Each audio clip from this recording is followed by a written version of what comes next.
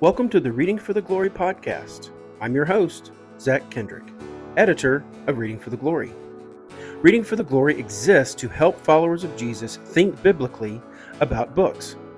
For more information, please visit readingfortheglory.com. This episode is brought to you in part by Crossway. Crossway is a not-for-profit Christian ministry that exists solely for the purpose of proclaiming the gospel through publishing.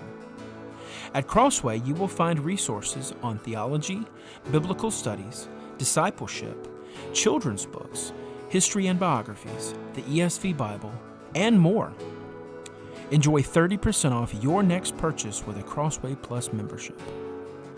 This program is designed to provide you with gospel-centered resources aimed at strengthening your faith and serving the church. When you sign up for a free Crossway Plus account, you will enjoy 30% off your purchase. Members also receive 40% off bulk purchases, 50% off all ebooks and audiobooks, as well as free shipping on orders of $30 or more, making it more convenient and affordable than ever to purchase directly from Crossway. Sign up for your free Crossway Plus membership at crossway.org/30 or click the link in today's show notes.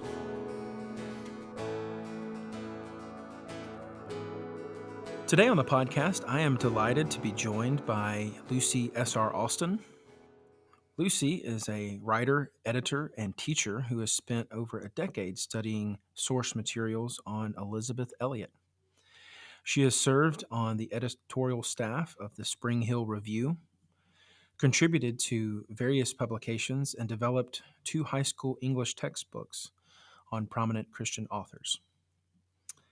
Lucy lives in the Pacific Northwest with her husband and her children, and she is the author of Elisabeth Elliot, A Life, published by Crossway in 2023. So welcome to the Reading for the Glory podcast, Lucy.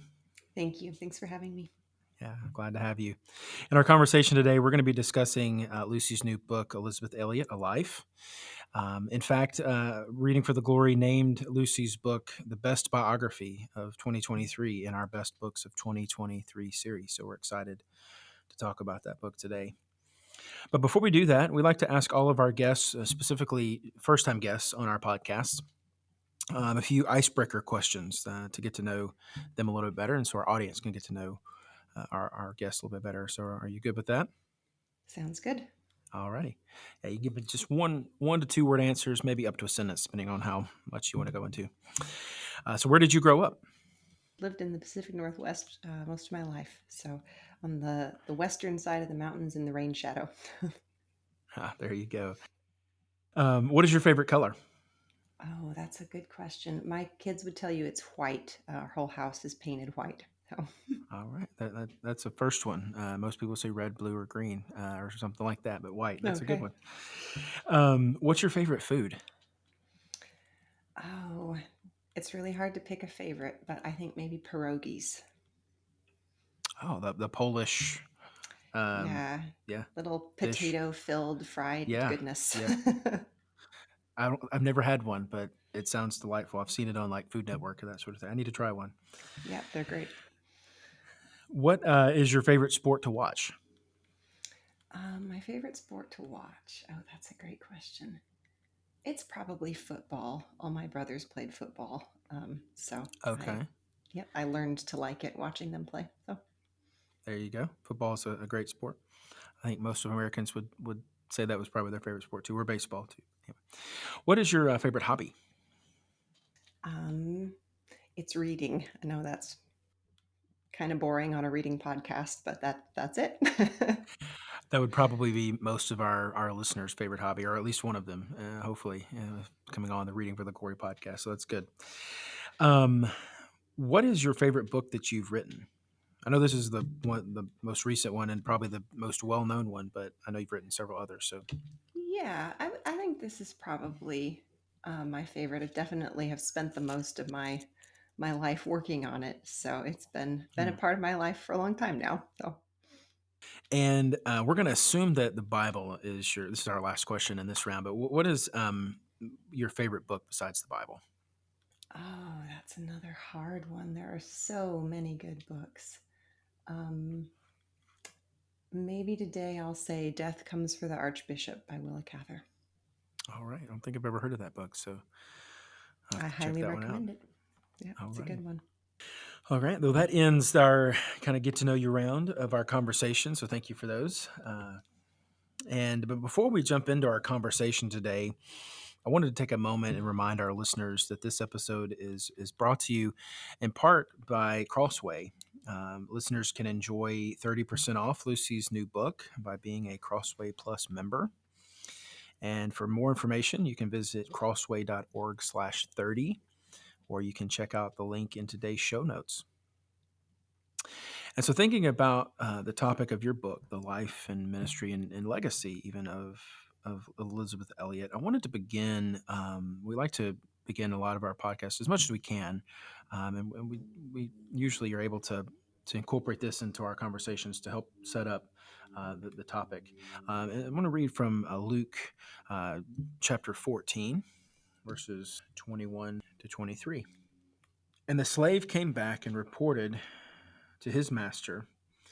This is the parable of the dinner, where he tells him to go and get the guests to come in to the dinner.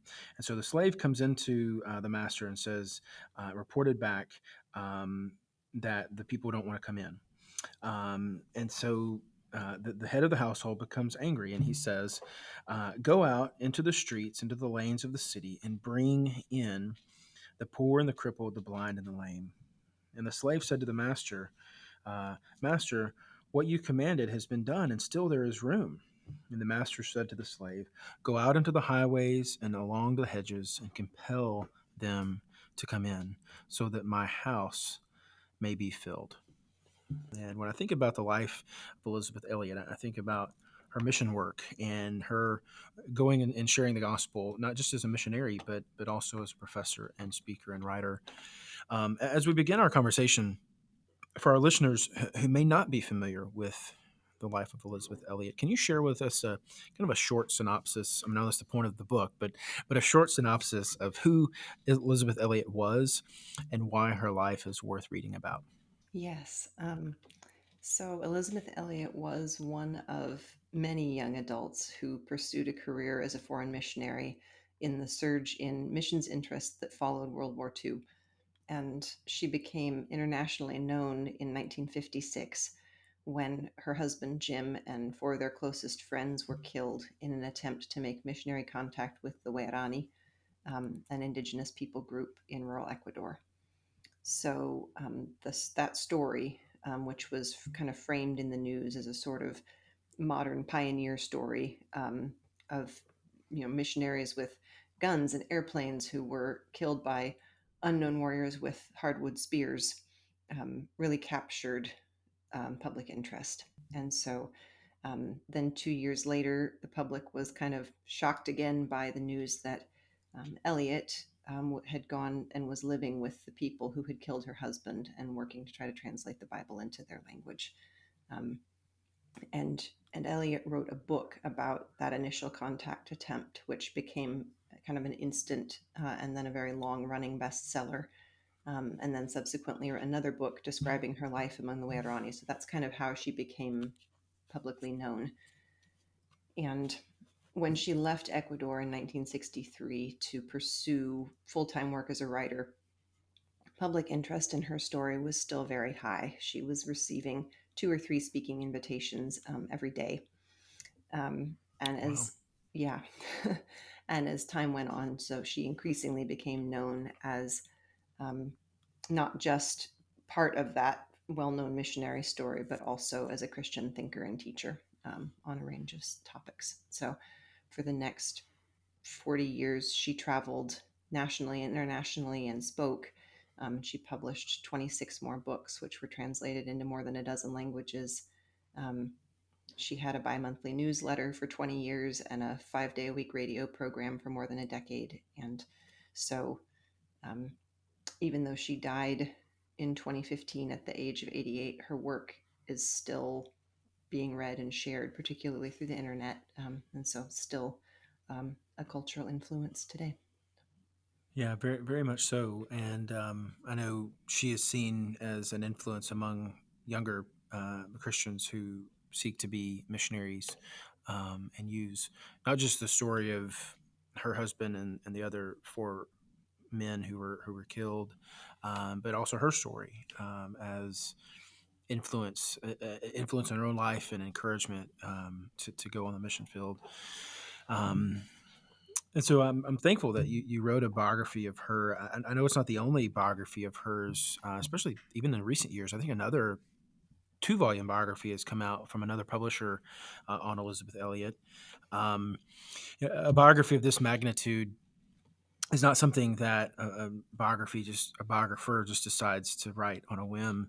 And I think you mentioned earlier that it's taken the better part of your life. How long is it? How long did it take you to work on this project? So I officially started the project in the summer of 2012. So, and then it came out in the summer of 2023. So 11 years from kind of launching the project to the book going into readers' hands. So. Yeah, have you seen it? It's been out a few months, and we're not the first podcast you've been on to discuss your book. Has it been well received since it's been released? It seems to have been. I am no expert in the book selling side of the industry, but everybody, I've there's been an overwhelmingly positive response from people I've talked to about it, which has been wonderful. So. Yeah, I know you, and it's been mentioned in, like Christianity Today and the Gospel Coalition and other outlets such as that. So, very high praise for your book. Um, so you mentioned just a minute ago that Elisabeth Elliot passed away in 2015. Um, and in the book, you mentioned that you were able to go and visit her before she passed away. What was that experience like in interacting with her and her family in preparation for this project? Well, I was able to spend some time with her and her husband in their home in the fall of 2014. So it was just a few months really before she went Mm, home to be with the Lord. So, and of course, by then she had been in dementia for um, almost 15 years. So she wasn't able to communicate much with me. mm, And I struggle with shyness on meeting new people. So we didn't talk very much, but um, it mm. was. Um, it was wonderful to be able to be in her home and see the home that she had designed and decorated, and spend time there and get to meet her and um, so on. So yeah, Yeah, it was special.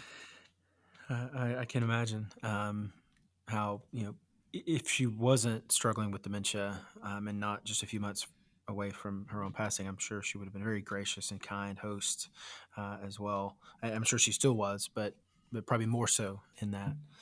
Was there one thing in particular, or maybe a couple things that compelled you to write this biography of Elizabeth Elliot? Yeah. So before I started this project, I knew that Elliot had been a missionary in Ecuador, and I knew that she was a writer. I probably knew her more as a writer, actually. So I had read her novel No Graven Image, which I also recommend to everybody, and I knew I wanted to include that novel in a textbook that I was working on as one of the readings for the students. Um, but when I tried to find biographies of Elliot so that I could learn more about her to write the mini biography that would be part of the textbook, um, I was really startled to find, really taken aback to find that there wasn't a full length biography of her in existence. There was Mm, one that was written for children, which mostly covered her time in Ecuador, but there was nothing that focused on her whole life. So, and she was such a well known figure that I was really surprised to find that. But I ended up yeah. having to go directly to source material to write about her. So her own writing, autobiographical writing about her life, and contacting some family members to talk to them. And I was really intrigued by everything that I found. She didn't fit very neatly into any of the sort of pre-existing boxes in my mind. Um, and the more that I dug into her life, the more I realized that she's been widely known but not deeply known. Um, her involvement in the effort to contact the Waorani is known because of Through Gates of Splendor and the movie End of the Spear, I think that you mentioned. Um, her role as a writer and speaker in 20th century American evangelicalism is familiar to a lot of people, but the rest of her story kind of has been unknown or unavailable. And so tackling this project grew out of that combination of my own growing interest in her life and knowing that there was this gap in the record. Yeah, I think it's interesting how you say that she was widely known but not deeply known. And as I mentioned earlier, I think there's another 2 volume biography that just came out. I forget the publisher. I don't know if it's B&H or B&H. Zondervan. Yeah. B&H. Okay, but your book was the first one. I believe that it was published before those came out, or almost kind of at the same time. But um, what was it like interacting with? Because you mentioned you couldn't go to any other source besides her own, the first primary source, her own first person notes and writings and journals and that sort of thing. What was it like interacting with that material in preparation for the book? It was really interesting. It was very, I felt like she has she has a very distinctive published writing voice, but she also had a very distinctive personal voice in her more private writing, her family letters and her journals. And so I felt like I got a really strong sense of her as a person from reading the material that she left behind. And that was just a neat process. Was it an overwhelming process at times, being the first one going through that, or did you just find it enjoyable and just good the whole time? It could be overwhelming in the sense that there was so much material. And Mm, especially once I was under contract for the book, and I was kind of writing against the clock. So mm. there could be that kind of sense of time pressure. But for the most part, it was just a fascinating process, and I loved the research involved. As we kind of dive into the book a little bit more and her life a little bit more, it comes across in the book that she could be quite feisty and strong-willed. Um, and I think that comes through even in her own writings too. But Yeah. do you think that her temperament was an asset or a hindrance throughout her life? Maybe both. What do you think? I think that you're right that it was both. So her strength and her zeal helped sustain her in crises, and also just in the long, hard slog of every day. The things that aren't always visible to other people, but are still difficult to live through. Um, but those same attributes also sometimes seem like they contributed to getting her into difficult places in the first place. So, um, Yeah. but I think that's the case for everybody. Every character trait is like a coin with two sides, and it gives us particular strengths and also makes us liable to certain weaknesses. So, Yeah, I think her feistiness and even strong-willed tendencies are what helped lend to her going back into the jungle to interact with the Wildani. I think it'd be very difficult. I can't even imagine facing someone who killed my own spouse, in America. But in that situation where the cultures are so different, the language is so different. Um, and you don't know if you yourself are going to be harmed or killed. I think that personality trait served her well in that experience. So yeah, I think I would agree with that as well. Also in the book you share, and I think this is probably coupled with her feistiness and strong-willed tendencies, but that she wasn't afraid of hard work, even sometimes to the point of overstretching herself. What can we learn from her example through her work ethic, not just in our own jobs, but in our Christian life and in how we serve the Lord. It's helpful to me to think about, in regard to that question, to differentiate between different kinds of being overstretched. So I think we can be overstretched by things that can legitimately be let go or delegated. I think we can be overstretched by things where it would be wrong to back out. A nice clear-cut example is, getting up to feed the new baby in the middle of the night. A lot of the things that choices we're faced with aren't that clear-cut, and it takes some more discernment, and it's going to look different for different people at different times. But thinking about Elliot's example, I mean, I think we can follow her example in keeping going during those times when being overstretched came from circumstances outside her control. Her kind of famous motto was, "Do the next thing." Just put one foot in front of the other and do the next duty that comes to hand. But at the same time, I think we can be aware that because of cultural influences, theological influences, personality traits, she may not always have made the right call about her workload. And we don't necessarily have to be as busy as she was in order to be doing the right thing. So, I think that's helpful, and I think we all, and I think you touched on that a little bit there. That we all don't have the same plate or size plate. yep. Some people can handle more than others can, and so I think it's helpful to know ourselves, know our limitations, and even know that there are times where we have to stretch those limitations. But yeah, I think that's very helpful. Kind of following up on that a little bit, and how she was not afraid of hard work, and the hard work of ministry in particular.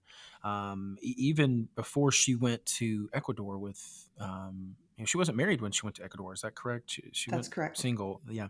But before she went there, and started working with Jim, who would eventually be her husband, and those other missionaries, she was a missionary. She did some mission work in rural Canada. And in the book, you talk about that kind of being a very difficult season in her life, of kind of being one of two missionaries, very young, to reach and minister to this wide area of Canada. Um, what can young people today learn from her example? Um, Thinking about their own potential call to missions or ministry, or because I just think how brave she was to go and leave her home and go serve the Lord in a place that she doesn't know, she's not familiar with, she's miles from other people. What can we learn? What can young people today learn from her example? Oh, that's a great question. So, in one sense, I think, um, and you talk about different size of plates. I think, in one sense, the um, rural mission work was maybe less daunting to her than it would have been to some people. She seems to have kind of enjoyed the long hikes and the adventure side of that in a way that I think not everybody not everybody would.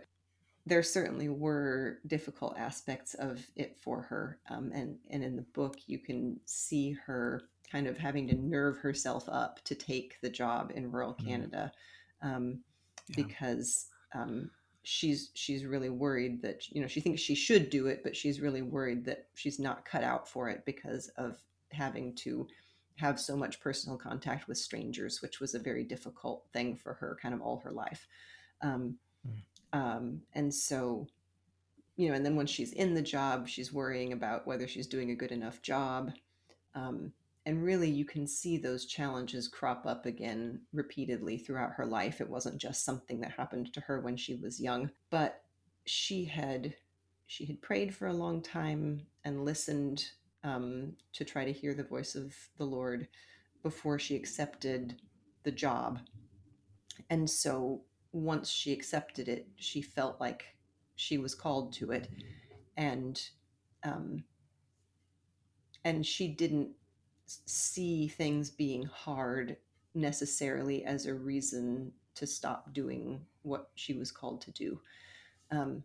and that kind of gets back to that tension from your earlier question. It's a question of discernment at any Mm. given point, whether you're being called to set down something hard so that you don't wipe yourself out, or whether you're being called to stick to something hard because it needs to be done and you're the person to do it. So, Yeah, I think that comes across a lot, especially in her early life. You talk about her like taking on different jobs in her college, but also like in her like high school. She went to a girls' high school. Is that correct? All girls Christian it school. Is that it correct? was it was mixed. It was a co-ed school, Okay. but it was a boarding school, and so she was Yeah. away from home. Yeah.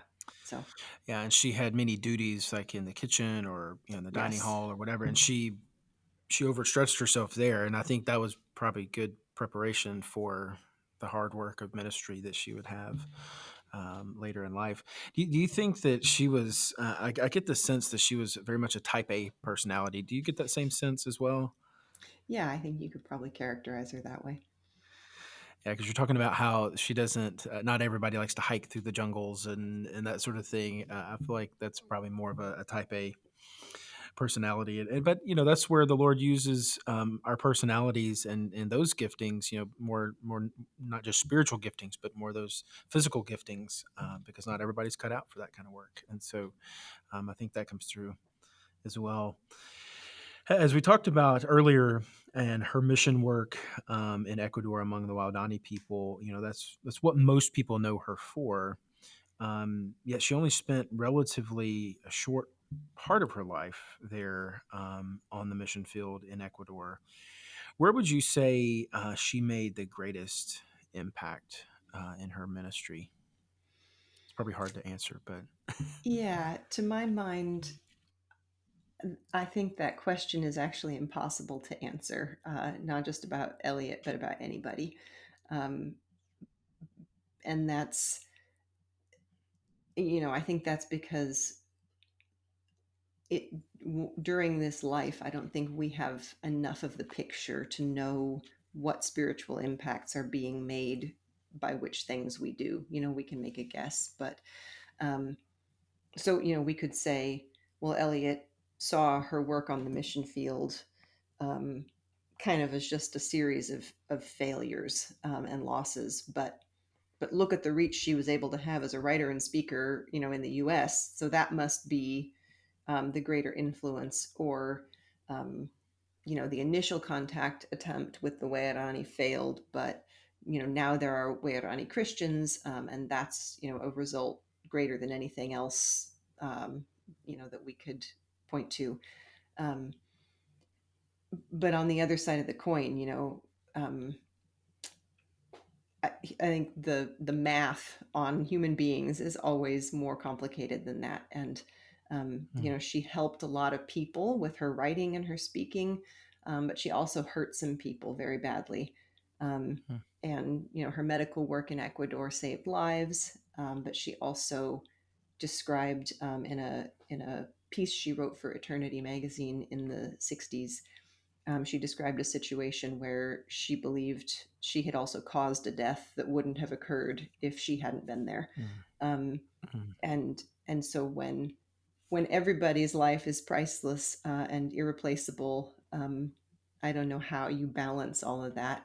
And so I think it's going to take um, the Lord's return before we really know where any of us have made the greatest impact. So, Yeah, I think that's helpful, and I think it shows how, um, as long as we are seeking to work unto the Lord, um, her role as a mother was just as important as her role as a missionary and her yeah. role as a writer and speaker, probably more important as a mother.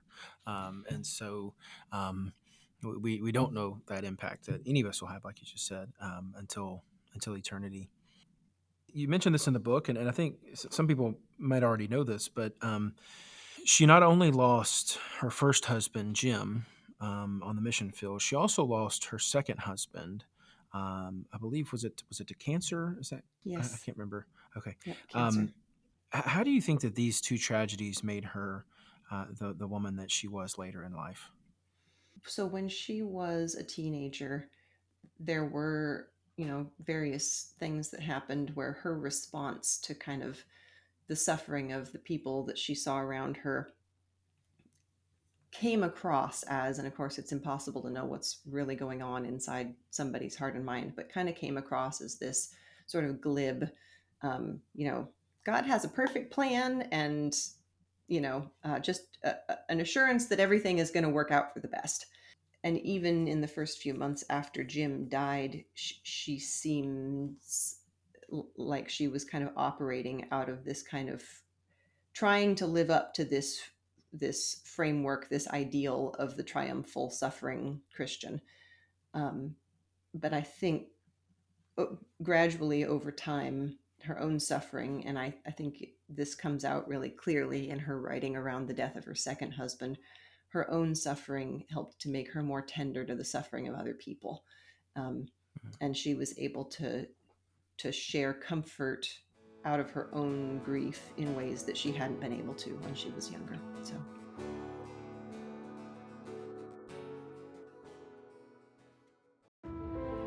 evangelical, interdenominational, reformational. At Beeson Divinity School, these core values are the foundation on which we prepare students for a vocation in ministry. Based in Birmingham, Alabama, our graduate degree programs are offered in person and are strengthened by faculty mentoring, small class sizes, and a vibrant community. Take the next step in preparing for ministry at Beeson Divinity School.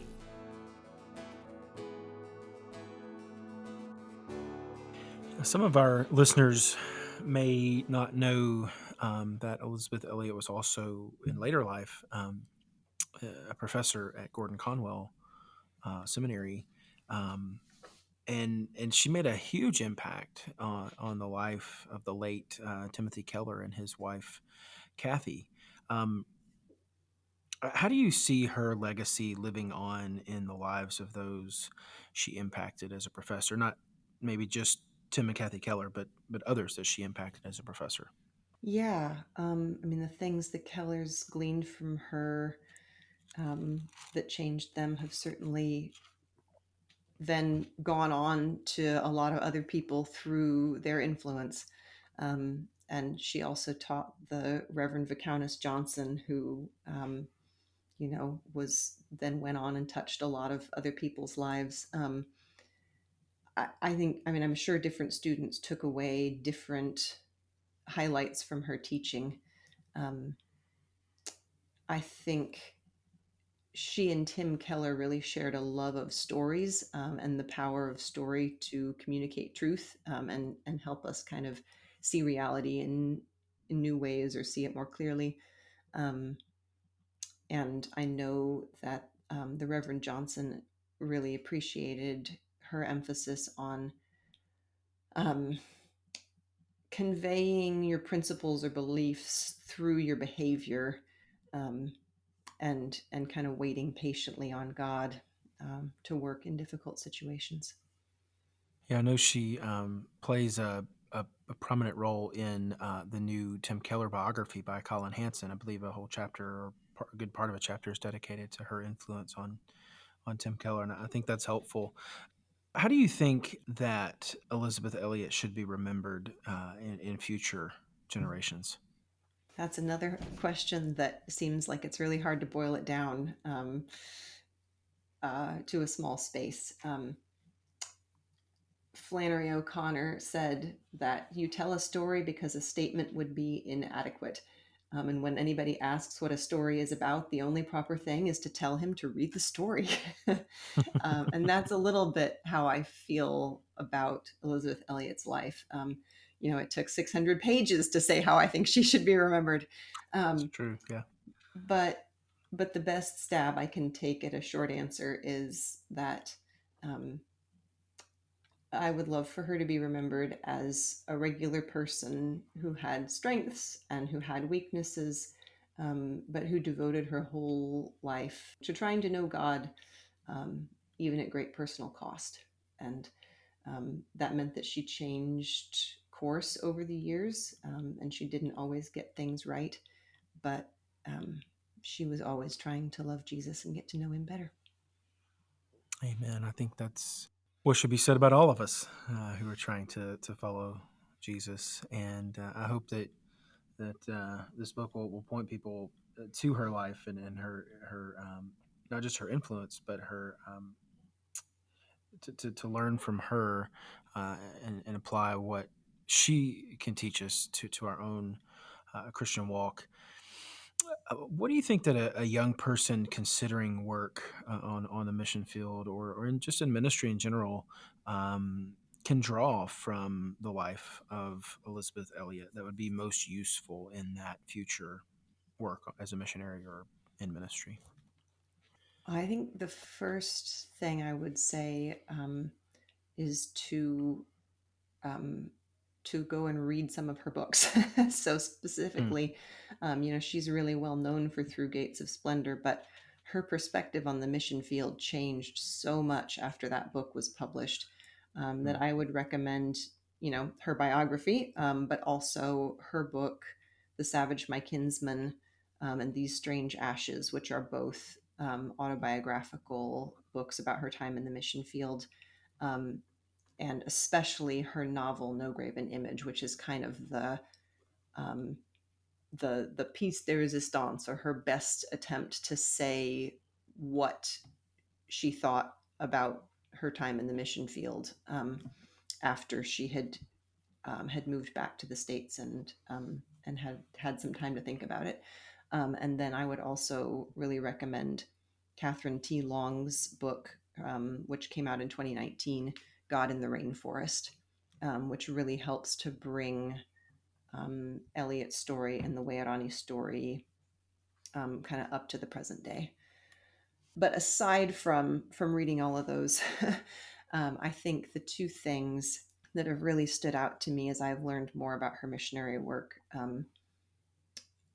are first that the more closely Elliot lived with the people who she had come to spend, to work with as a missionary, the more she was able to see the value and the strengths in their culture and the ways in which her own culture of origin was lacking or was flawed.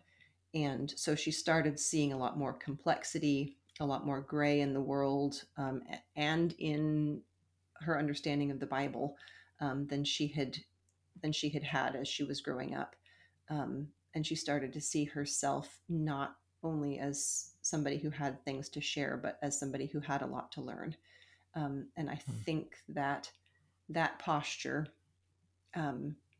which I think is probably what the Bible calls humility, is really helpful in any line of work, but maybe especially in cross-cultural work. And then the other thing is that I've really been struck by Elliot's ability to change. After she had ordered her entire life around foreign missions, she had committed herself to Ecuador as her permanent home. She had lost her husband on the mission field, and all of her memories of their life together were bound up in the house and the furniture that he had built for them in Ecuador. She had kind of spent the prime of her life in missionary work. To decide that God was calling her to other things and to walk away from all of that is remarkable to me. I think it would have been really easy for her to double down and stay there. And when she wrote about it later in her journal, she called that leaving a death. But I suspect that she was able to do it because, however imperfectly, she managed to keep knowing God as her end goal rather than being a missionary as her end goal. Paul says in 1 Timothy that the goal of our instruction is love. And I think reorienting ourselves over and over again toward that end goal can be life-saving when things don't go the way that we plan for them to go. So.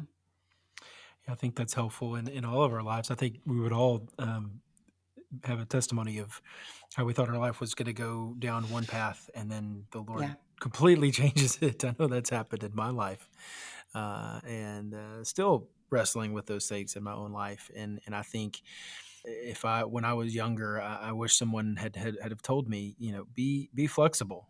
They probably did. Maybe I didn't listen. But be flexible to the Lord's call, because it can be subject to change. I think in my own life, I went into ministry thinking that it would never change, but it definitely has. And I think her life is a testimony to, like you said, being flexible, and how she was so dedicated to the mission field, not just in Canada, but then ultimately in Ecuador, and how she sacrificially served the Waodani people for those 2 years, bringing them the gospel and showing Christ's love, to then, and even raising her own daughter the first few years of her life in that setting, and then to just come to the conclusion that the Lord was leading her somewhere else.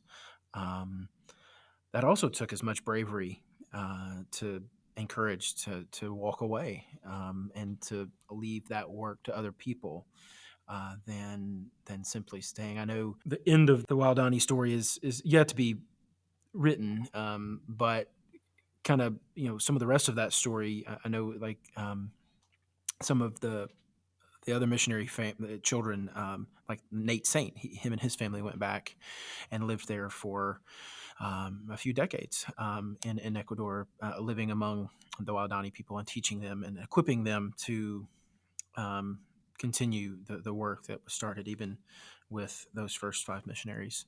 And so Elisabeth let those people do that work, and she went on to other things. So I think that's helpful to think that we're not,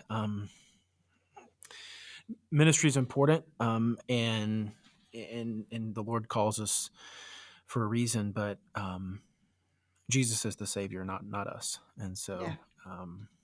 I think that's very, very helpful. Um,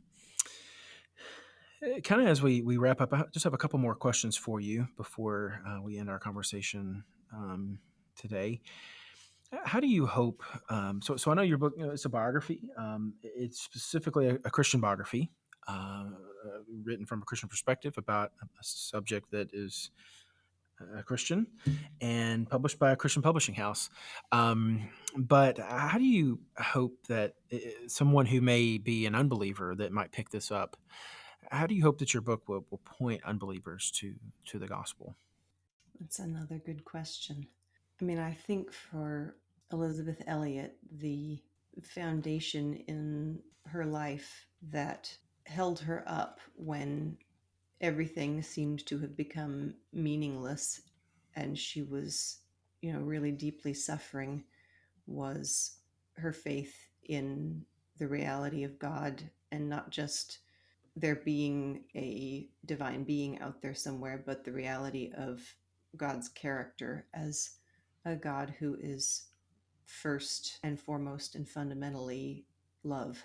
And at the later in her life, when she had her radio program, her tagline that she introduced every show with was, "You are loved with an everlasting love." That's what the Bible says.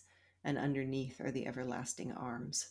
And I think that confidence in who God is was kind of the underpinning of her life that enabled her to keep going.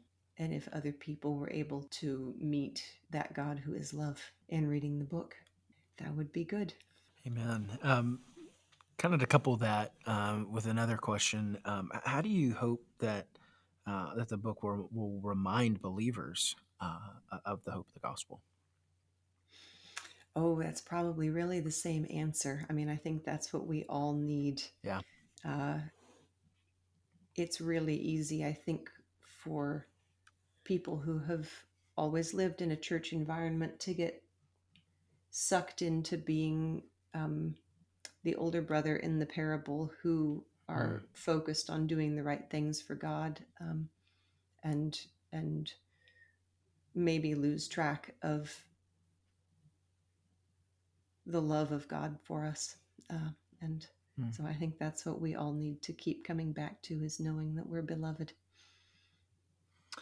There's her influence on Timothy Keller again in his book, The Prodigal God. So, yeah, I think those are helpful.